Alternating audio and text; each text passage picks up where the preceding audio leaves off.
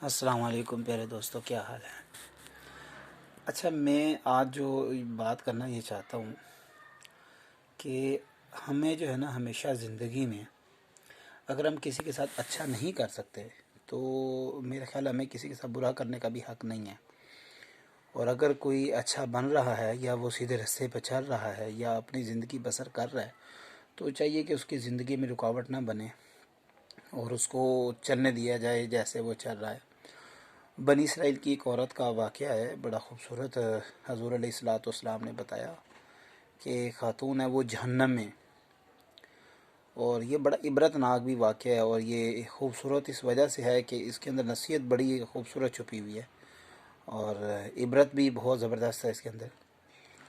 तो वो खातून जो थी उसको हुज़ूर अलैहिस्सलाम ने फरमाया कि मैं बनी इसराइल की खातून को जहन्नम में देखता हूँ, और वो किस वजह से जहन्नम में है कि वो एक बिल्ली उसने रखी हुई थी और उसको उसने कैद कर दिया।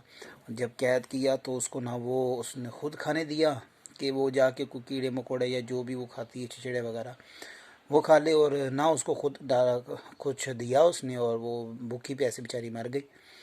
तो इस सबब वो जो है जहन्नम में जाएगी। तो मैंने ये वाक़या जब पढ़ा तो मुझे बड़ा वो एक तजस्सुस सा हुआ, बड़ा एक अजीब सा फ़ील हुआ कि हम आज के दौर में यही कर रहे हैं कि हम ख़ुद तो किसी के साथ भला करते नहीं हैं, और जो जिसके साथ कोई भला हो रहा है या कोई दूसरा कर रहा होता है तो हम जाके लेग पुलिंग स्टार्ट कर देते हैं। नहीं जी, ये तो ऐसा है, ये तो ठीक नहीं है, ये तो बुरा है, इसको तो फ़लाँ नहीं आता, इसको तो दिमाग नहीं आता, इसकी जगह मेरे ख्याल मैं बेहतर हूँ। तो हम लोगों की कामयाबी में रुकावट भी बनना शुरू कर देते हैं और लोगों के लिए बुरा भी करते हैं और सोचते भी बुरा है।